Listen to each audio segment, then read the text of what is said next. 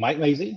I appreciate you spending a few minutes with me. Is a Republican candidate for Oklahoma governor for 2026. You served as an Oklahoma State Senator from 2004 to 2016 Mm-hmm. from District 25, and you chaired the Senate Finance Committee for 10 years. Mm-hmm. You advocated for tax reform, pension reform, fiscal responsibility. You were also Governor Kevin Stitt's Secretary of Budget from 2019 to 2020, helping save the state over $1 billion. You're also a certified financial planner and founder and CEO of Trinity Strategic Wealth. You graduated from George Mason and the College of Financial Planning. And then you live in Tulsa and you have a wife, and I believe that it says 5 grown children. Just 5 kids. Wow. We stopped it too. Okay. I said, we cheated a little bit. We adopted a daughter. Fertility worked out better than expected and had triplets. Oh, nice. And, girls or boys? 2 girls and 1 boy, and then we had a bonus kid. So we had 5 kids in 4.5 years. Wow, I can only imagine.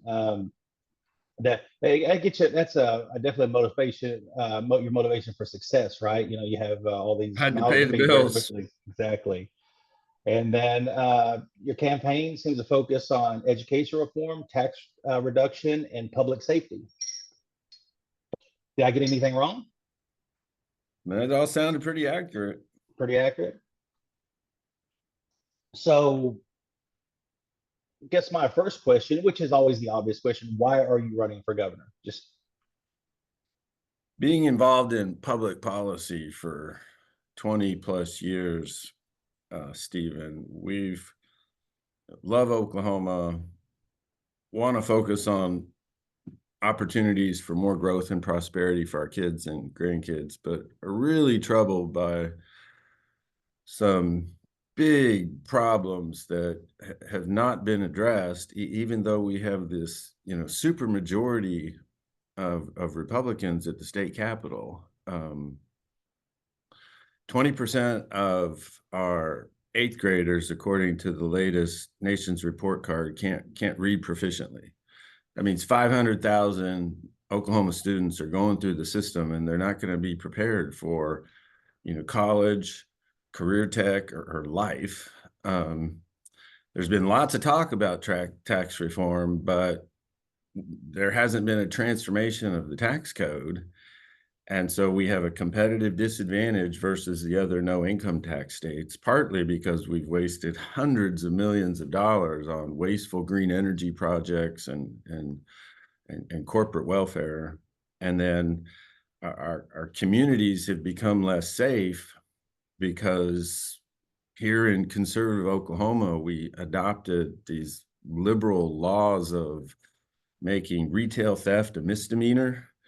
So thugs from these gangs walk in and out of stores and with bags of stolen merchandise to, ship it off to black markets in other states. My own daughter has worked at some of these, retail shops, and in the rural areas, we have these foreign bad actors that have bought up large tracts of our Oklahoma treasured land for their huge marijuana grow farms and other evil, criminal activity. So we are intent about some Trump-like tenacity to take these problems on and fix them, so we can, have Oklahoma moving forward in a more positive direction.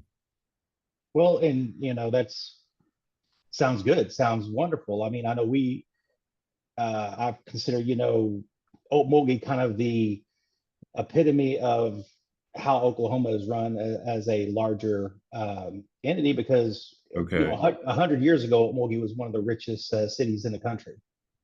Really? Yes, and since then we have infrastructure problems, we have education problems. Our education, our high school is, I think, an F every year. Oh, And no. a lot of people on government assistance, a lot of crime, a lot of drugs. Homelessness is becoming a real problem here.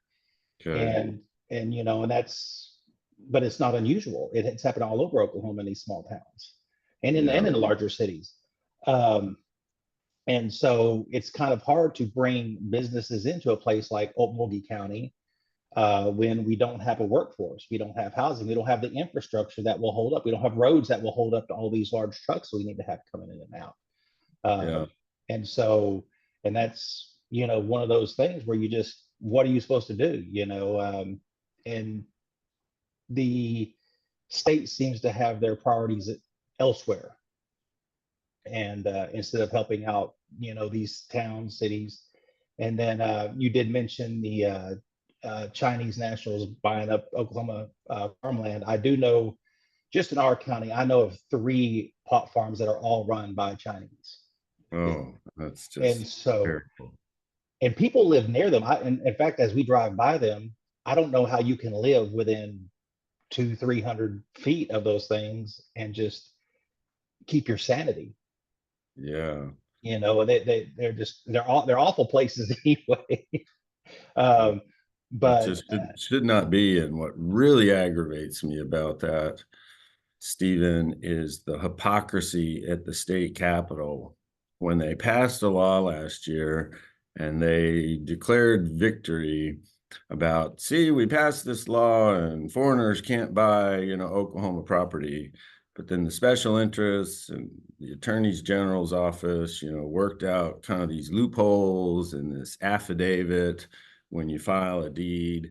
And to go through the process of purchasing land, you either check a box. I literally have a copy of this. I take it everywhere I go that says, yes, I am a US citizen. The next box, if you can't check the first box, is I am a legal resident of the state of Oklahoma, or I plan on becoming one.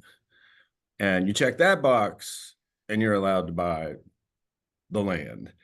And so we haven't done squat regarding the Chinese nationals that have already bought up the land.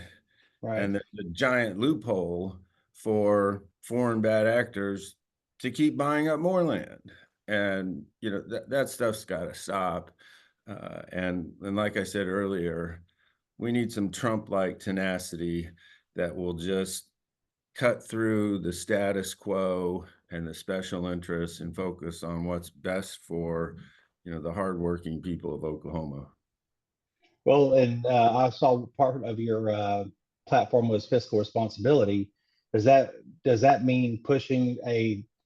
And I know they've tossed around an Oklahoma Doge, and I believe we actually have one, if that's even. But are would that be something looking in and going line by line through the Oklahoma budget and saying, okay, this is where we're wasting money? Well, you probably shouldn't tell everybody, or I shouldn't tell everybody I'm a financial nerd, but I'm a financial nerd. And, I've had, I'm one of the few folks in the state of Oklahoma that understands all the finances of the state, given, the opportunities I had to be Senate Finance Chairman and the first finance guy for Governor Stitt. And we not only need an Oklahoma Department of Government Efficiency, which to the governor's credit, they did launch, but we got a turbocharge because their first report that they came out with was frankly kind of disappointing. All it addressed, Stephen, was, well, here's how we should handle some federal funds. They didn't look at spending. They didn't look at audits. We got reams of audits that State Auditor Cindy Byrd has worked on that point to some things that could get corrected and save some money. The foremost of which is a Medicaid eligibility audit that I helped, facilitate with her office and Governor Stitt in the first year of the Stitt administration. And it pretty easily makes the case that if we were just doing a better job at that, we could save millions and millions of dollars. And we know from some national analysis that 6 of 10 participants in Medicaid now are able-bodied adults that don't work. And so how many millions of dollars are we wasting providing healthcare to people who could work, but they'd rather, sit on their couch and play video games. There's also a ream of reports that we launched during my reform era in the state Senate, done for what's called the Incentive Evaluation Commission. And there's all sorts of suggestions and recommendations, and modify this incentive program, kill this incentive program, another way to save millions and millions of dollars. But, the status quo doesn't like, the apple cart getting upset. And so, unfortunately, these reports have just sat on the shelf. We intend to take those reports very seriously and fix the state budget of Oklahoma and reduce cash flow needs by $500 million to $1 billion. Nice, nice. Well, I know I've, in my role as GOP, and so I don't want to say names, but I've talked to quite a few legislators from, out of Oklahoma City, who, in the terms I use, they always concentrate on the tax side. The spending side seems to not be a concern. It's when they were talking about not taxing groceries.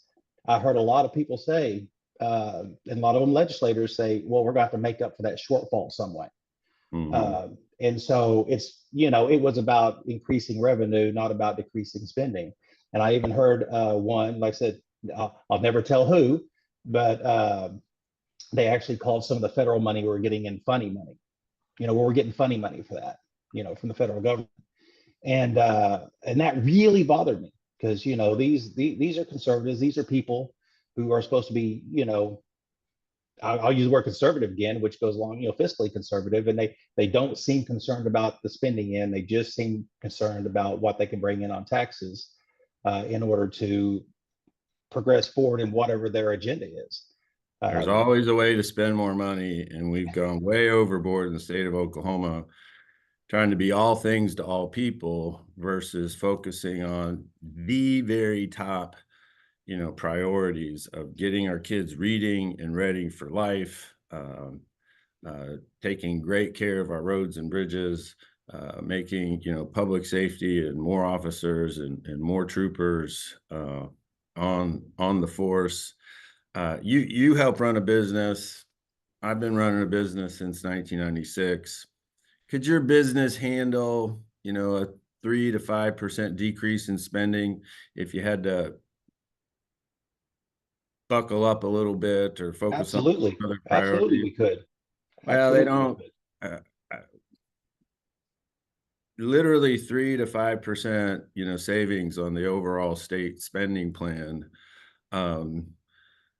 would be like $750 to $1.2 billion. Or, at least get rid of or cap spending in some of these other areas. So while we reform education and we provide new accountability, better transparency, we could raise teacher pay another 5-10% because we're always chasing our tails versus the other states, and we're short 4,000 teachers in the state of Oklahoma right now. Oh, and that's been an ongoing problem for years and years and years. When I first started teaching, I was an educator for 15 years. My first teaching job was as a high school teacher in Texas. So you go to school and you become a teacher, and then you move to Texas because it was much you could make a lot more money.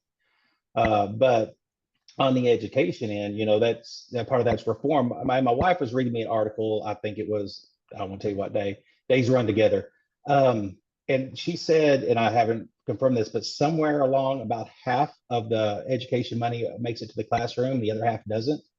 What do you know about, that?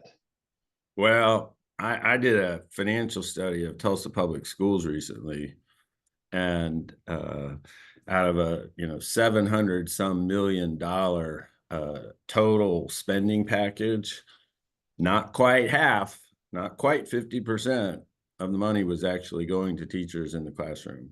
And there's this very disturbing chart for education across the country. And I know it applies to Oklahoma as well, where if you look at, the numbers of total teachers over the last 20 years, it's kind of like this on a graph. Mhm. But if you look at the number of superintendents and administrators and principals, the graph looks like this. Right. And so part of that's the federal mess of too many regulations. Part of it's the mandates, coming down from state government. And part of it's, the wokeism that has descended into um, the administration crowd of our schools. State Auditor Cindy Bird just did an examination of multiple years of Tulsa Public Schools. And, just with the little bit that they could sort of hone in on, because you can't examine, every expense, they found millions and millions and millions and millions of dollars that weren't following, basic financial and accounting procedures correctly, or doing things according to state law. And they found over $50–60 million that was going to DEI initiatives. But Tulsa Public Schools can't get more than 18% of the kids reading proficiently. It's just absurd, and it's a moral outrage. And one of the ways I like to phrase it for groups that I'm speaking with, Stephen, is you help run a business. If your business was only providing decent outcomes 20% of the time to your customers, what would happen to your business? Oh yeah, yeah. We would fold up and take up down our shingle and go to work at McDonald's. Well, there are Um, some good schools, obviously, there are some good school districts, but if only 20% of our kids are getting good uh, preparation for reading and math outcomes, and nobody's being held accountable, well, that is unacceptable. And we've got some big ideas and some big collaboration starting already with state legislators to create accountability and turn that ship in a different direction. well, and that's exactly what we need, because once again, those students at some point graduate and want to go into the workforce, and or hopefully want to go into the workforce and not be on Medicaid, playing video games. But um, and what I've always told my students for years, you got to have, just as a young person, if you can read and comprehend effectively, if you can Mhm. write at a basic level, write an email, then and that sounds like you know what you're talking about. And then if you can do basic math and you're 18, 19 years old, then you've got a leg up on 80% of the people. Yep. And the world is yours. And if only 18% of our students are getting that, then that puts the entire state, every city, every county in Oklahoma behind the eight ball when it comes to expanding, growing. Because I'll always go back to taxes. You can't continue to go back to the same people and ask for money. If you want more money for the state, then you need to grow the tax base. There'd be more people. I would rather have more people paying less than a few people paying all of it. So the first budget I helped, orchestrate with our, friends in the legislature for the state administration was $7.9 billion. This year, they're going to have a spending package of $12.5 billion, basically. So we keep putting more and more money into everything, Stephen. Uh, and some of them brag about, we've increased resources for this and we've increased resources for that. But if we actually improved or increased outcomes, have we improved, results when it comes to reading, math, and making our community safer? Well, we really haven't. The last data I saw on, community safety side, we've talked about, the education side was, fentanyl activity in the state of Oklahoma is up over 20%. And, how much of that is because of these Chinese nationals. They got the marijuana grow farms, but they're doing all this other, evil, pernicious behavior as well. Well, yeah, and as we know, a lot of those ingredients for the fentanyl is sent to Mexico from China and then shipped through the what we had as an open border for so many years, which we don't have now. I think we're all going to Yeah. see some results out of that, hopefully. I hope, But I trust we will. like I said, yeah, people who don't have a purpose turn to the wrong things normally. Um, and that's, and it's hard to have a purpose if you're not prepared for life in general, for work and a family. And really, no one's ever prepared for that. But I think that, I wasn't prepared for 5 kids. no, I thought it no, would be a no, good idea. I wasn't quite prepared. Lord, yes. the Lord did some good work in me, and I think He turned me into a reasonable father. But Well, yeah, we want to get these kids ready, and we don't want them just be ready.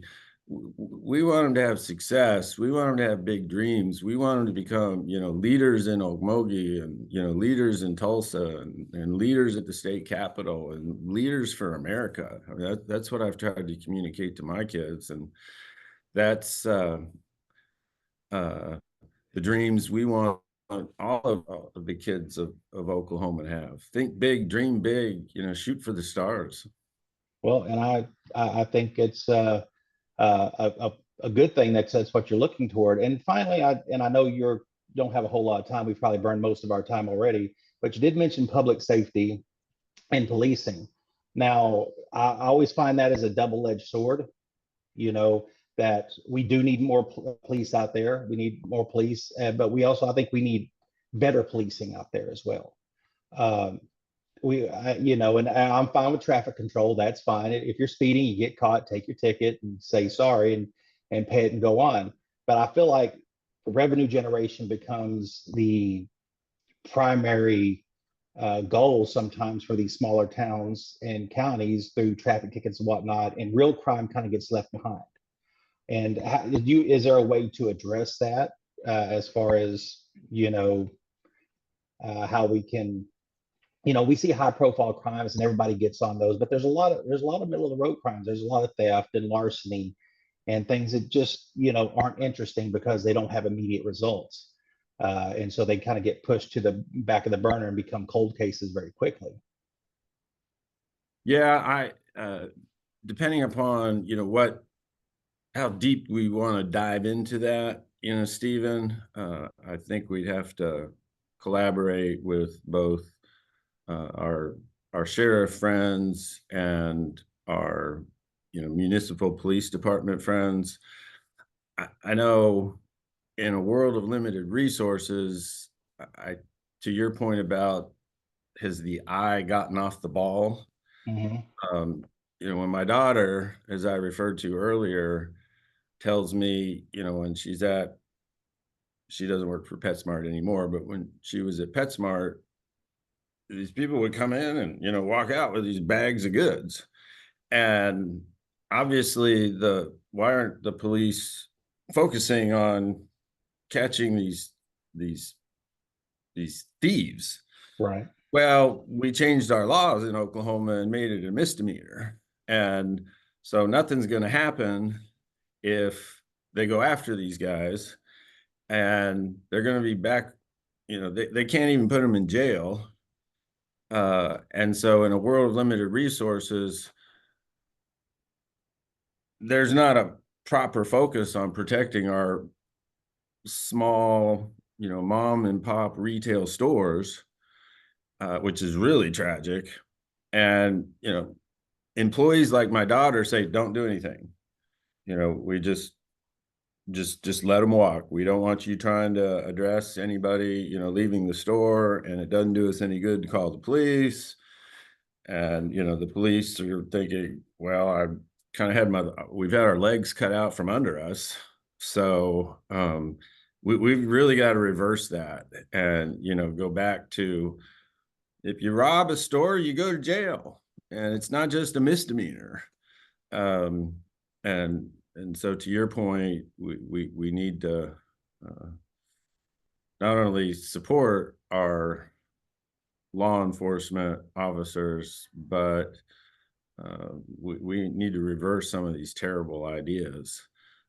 When you allow in Oklahoma, let's have huge marijuana grow farms and let's make retail theft a misdemeanor. I'm not sure. Does that seem like a No, a recipe for disaster? it's a mess, and yes, we need more officers, but we can't make things, the wild, wild west Right. at the same time. Well, that's while once did have its advantages. Everybody carried a gun, and you were less likely to hold someone up. Well, Uh, fortunately, in Oklahoma, we got constitutional carry, but Absolutely. Well, I but uh, won't. Go ahead. All right. but we need to make our community safer by reversing some of these bad ideas. Awesome. Well, I don't want to take up any more of your time. I know we were only talking about 10 or 15 minutes. I think we've been at it for somewhere around 20 or 25. So, Mike Mazzei, I appreciate it. I think we have you scheduled to come to Okmulgee and talk to our group in June, right? Looking forward to it. Fun Well, conversation today, Stephen. Thanks for being a great GOP faithful soldier out there. You're a great Oklahoman, and well, thank you. you're a great American. Well, thank you for running. We look forward to hearing more from you as the months go by. And this will be, I will get this edited and put up on the social media before long. I'll make sure I tag you. And if you ever have any questions, you have my number. Have a blessed day. Hey, thank you, sir.